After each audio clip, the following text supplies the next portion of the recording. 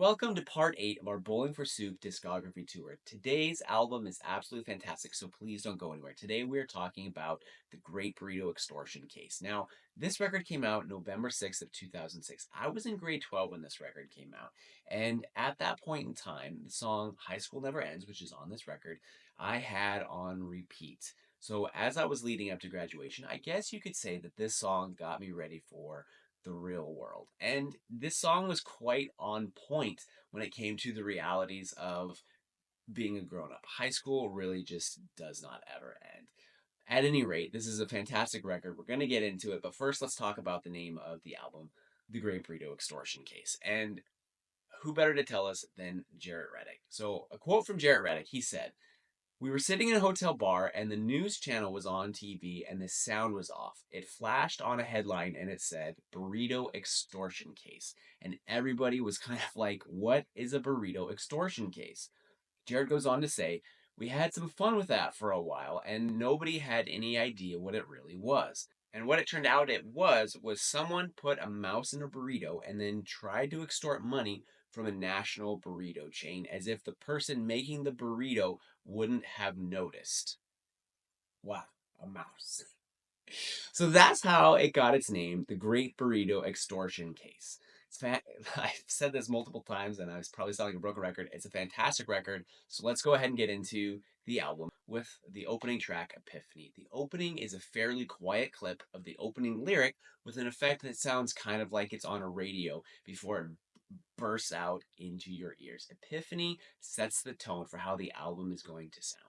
It kind of embodies the whole album within this one song. So if you listen to Epiphany, you can kind of get a taste for what the rest of this record is going to be like. But from Epiphany, we move on to High School Never Ends, like I had mentioned before. When I graduated high school and was getting ready to go to college, this song, High School Never Ends, was on repeat all the time. I listen to it so much. And listening to it now, it feels so nostalgic, but it also reminds me that there's a reason I had it on repeat. It's such a good and fun song. It's catchy, high-paced and funny. And like I said before, it's actually quite accurate. And the music video, I think, fits really well with the song, and I think demonstrates what most people would really like to do when they go back to their high school reunions. Do you have a favorite memory surrounding this song? If you do, let me know down in the comments. I would love to hear your stories. Then we have the song Val Kilmer, and the instruments in this start playing in waves. First, we have Jared's vocals, then an acoustic guitar comes in, followed by drums, and then the electric guitar. And here's the thing about this song. You know, when somebody says, if I had a movie made about my life, I would get so and so to play me in that movie. This song has a similar thought, but instead of Jarrett actually picking an actor that he would like to play him in a movie, what he's actually doing here is he's lamenting that his life is actually more like a tragic film as opposed to a comedy like he thought it was going to be. But despite it being a tragedy, he's decided that in the sequel, he's going to get the girl. He picks on Val Kilmer a little bit, all in good fun, and all the way around, it's just a fantastic song. Then we have the song I'm Gay, which reminds us that it is perfectly fine to be a happy individual. And in this song, Bowling for Soup is teasing other rock bands for making it seem cool to be angry or to be sad, and they're really turning the tables on the industry. And from day one, the band has always been really good about writing positive music, and this song and this album are no different. Both then and now, they are using their platform to try to create positivity and to uplift others and help them have a better day with the positivity of their music. One of my favorite lines in this song is "Don't hate us because we're beautiful." And one of the reasons that I love this so much is for some reason, at this point in time in history, when I was a teenager, this was a popular thing to say. For some reason, it was comedic to say, "Don't hate me because I'm beautiful." I don't know why. It was just a thing. So I love that that's in here because that's just a happy, fun memory for me. Then we have the song "Why Don't I Miss You," which I think we could probably go ahead and classify this as a ballad. Jarrett's vocals drop down lower in this song, which fits right in with the more melancholy tone of the song, as he reminisces about a past relationship that didn't end up working out despite all the hard work that they put into that relationship. They tried so hard, and in this song, he's trying to figure out, after all this work that we've put in, now that we're separated, why is it that I don't miss you? And it's a very interesting kind of thought process. And I think anybody who is in that position would have a very hard time coming to terms with that feeling. And that's what he expresses through the song, and he does it very well. I love this next song, A Friendly Goodbye. Jarrett is so considerate in the song, taking the time to refrain from swearing as much as possible, and in an attempt to be kind, gives the girl that he was in love with a friendly goodbye. And instead of swearing at her, he says F you instead. And that's a much kinder way of putting it, yeah? I love this song and the silliness of being so aggressive, yet so subtly blatant as well. It's such a fun dichotomy within that song. It is next level tongue in cheek. Then we have the song Luckiest Losers. Sometimes experiences that initially suck can become quite positive. An example of this is the story in this song. His friend ends up dating his ex, and even though the result is him losing his girl and his friend, Jared ends up being the luckiest loser here because both of those people actually end up sucking. And now that they're out of his life, even though he lost them, he's lucky because he didn't need them in his life anyway. So he's the luckiest loser. Then we have the song Love Sick Stomachache, Sugar Coated Accent. One of the things I love about music and that I've really enjoyed about doing these discography tours is coming across gems like this that I completely forgot about. In the intro to this song, first you have a little bit of guitar, and then you have some electric piano come in after that guitar, which it's mostly in the background, and it's there throughout the entirety of the song. That electric piano sounds very similar to the intro to the Who song, Won't Get Fooled Again. And it was not intentional. This was not an intentional homage being paid. But even still, the similarities is really cool, and I find that to be really neat. Another cool thing about this song is we get vocals from Eric. Eric plays the bass and often does backing vocals, but this is the first time that we actually have Eric doing a vocal solo, which is really neat. Eric has a deeper, more gravelly voice than Jarrett does, and it complements Jarrett's voice fantastically, and it's just done so well. Overall, this song is absolutely fantastic. Despite Bowling for Soup having a knack for being silly and a bit irreverent, Jarrett has an amazing ability to write lyrics that have an immense amount of depth, yet they're accessible. And the song Much More Beautiful Person addresses taking the time to look inside of a person. We all see what goes on the outside of a person. We all see what a person appears to be, but inside there's much more beauty than we realize, and people are going through things that we don't even realize.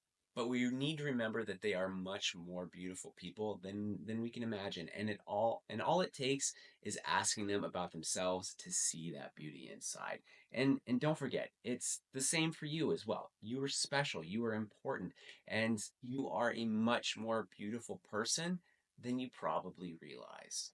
Then we have Friends Like You. Friends Like You starts out kind of sounding like a rally inside of a school gym by punk rock cheerleaders. The song is about a friend that borrowed Jarrett's stuff and never gave it back and really took advantage of their friendship. And his girlfriend now even thinks that he's cool. And he's wondering what the hell is going on. This person is not a good friend. And if a friend is going to be this mean, what's the point of having friends in the first place if this is what friendship is going to look like? It's a silly song, but also you can sense his frustration as well. Now, we talked a minute ago about the depth that Bowling for Soup is able to bring to the table, and in my opinion, When We Die is one of their most heartfelt songs. The accompanying music video is the story about a father and a son and their estranged relationship because the son is not the man that the father wants him to be. And the son just wants to be able to have a relationship. And by the end of the video, they do come together when Jarrett has his baby and they mend that relationship. But honestly, it shouldn't have taken that long. It shouldn't have taken to get to that point before that relationship was fixed. So it is nice that they were able to mend it, but like I said, it shouldn't have taken that long. And in the song, it says, "Time passes by and we won't get it back when we die." Time is short, and even though this song is geared more towards a parent grown child relationship, the sentiment is the same no matter what you're talking about. We don't get our lost time back when we die. So it's best that we use our time appropriately now and fix those relationships because when the time is gone, it's gone. And this song so beautifully relays that sentiment. Then the tone changes, and even though the topic is still super heavy, 99 Biker Friends is more upbeat, but it dives into the topic of physical abuse. And the guy in the song has given the girl a black eye, and Jarrett has 99 biker friends that are ready to kick this dude's ass, and he calls him out for basically overcompensating for having a small penis and blaming his bad behavior on his upbringing. But Jarrett isn't falling for it and is ready to kick his ass. Sometimes our past comes back to bite us in the ass, and sometimes it's worse than others. In the song Don't Let It Be Love, Jared is faced with resurfacing feelings that he thought were in the past. And he doesn't want to be in love because when it falls to pieces, the pain is just going to be too much. For the final track for the main part, because there are some bonus tracks we're going to talk about, Bowling for Soup has quite a few underrated songs, and If You Come Back to Me definitely falls into that category. In this song, he misses the girl, and this song expresses the anguish that he feels about everything breaking down and not being together anymore. And this is laid down over the backdrop of a calm guitar and over very gentle drums that mirror the turmoil that is welling up in Jarrett's heart. And it's just expressed so extremely well. This song is absolutely beautiful, and another job well done on a serious song that really hits home. Now, after that song is done and there's a little bit of silence, there is some bonus tracks. You get some la la la's that we had on the I'm Gay song, and it's like 10, 15 minutes of just these la la la la's. And in the background, you're kind of a fly on the wall. You can hear banter back and forth between the band. And if you listen real close, you can hear some really funny tidbits. And it's a really fun ending to the album. But if you are able to snag the bonus tracks, this is not the complete end to the album. There are 5 songs that we didn't actually talk about when we did the review for Bowling for Soup Goes to the Movies. These 5 songs that we're going to talk about were on there, but I wanted to save them for here because they showed up as bonus tracks on the Great Burrito Extortion Case. So we're going to talk about those now. Starting off with the song Everyday Saturday. This song, I think, embodies how most people feel about the work week and everything that that entails. Taking a day off is always fantastic, and in the case of this song, he's specifically referring to Saturday. He's going through his week and looking forward to that period in time. And sometimes those days off are just so sweet, but they feel so far away that when we're in those moments, we wish that every day could be that day. And in this case, he wishes that every day could be Saturday because that's the day he's able to just be himself and not have to worry about anything else. Then we have an acoustic song.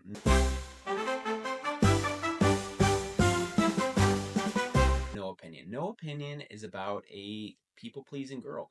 Jared's girlfriend in this song, who is soon to be his ex girlfriend, will like whatever you like and will change based on whoever she's with. She just has no personal opinion on anything whatsoever, not even on the flavor of ice cream that she likes. Then the song Home Alone. I've been listening to Bowling for Soup for at least 20 years at this point, and I don't know if I've ever actually heard the song before. It's so much fun and catchy and has a bounce to it, and the bass line is groovy, and the gang vocals add a fun layer to the aesthetic. And lyrically, Jarrett lays down a story about a girl that he sees out and about on a regular basis, and when he finally gets the nerve up to ask her for her number, she shoots him down. It sucks, but he was able to write a really good song with it. The bass in the song Not a Love Song is played quite prominently through the verses, which causes the guitar in contrast to sound louder and harder once we get to the chorus. The theme in the lyrics is actually a much nicer goodbye than we see in the song A Friendly Goodbye, which I think is hilarious. It's a fitting goodbye which clearly could be mistaken for a love song, which it isn't, but it kind of is.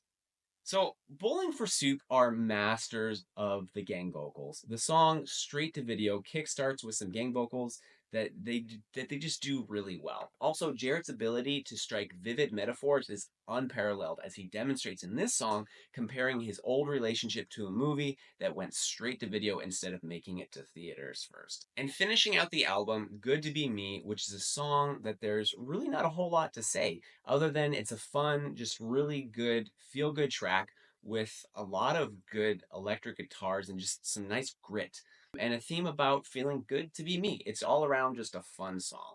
Overall, from start to finish, The Great Burrito Extortion Case is a pop punk masterpiece. From the catchy melodies to the breakup songs and reminders to just be you and to know that you are beautiful. And in this record, we get the first taste in their discography of a melancholy song that delivers monumental emotions with the track When We Die. This record is absolutely worth your time if you want to have an uplifting experience. And just remember, it's perfectly fine to be a happy individual. If you like this review, don't forget to like, comment, and subscribe. Hit us up on our live stream this Saturday at 5 p.m. Toronto time. And join us here next week as we jump 4 years ahead into a bit of a sound change for the band. Not as a major change, but a little bit of a change as we go into their 7th studio album, Sorry for Partying. Thank you for joining us, and we'll see you here next time.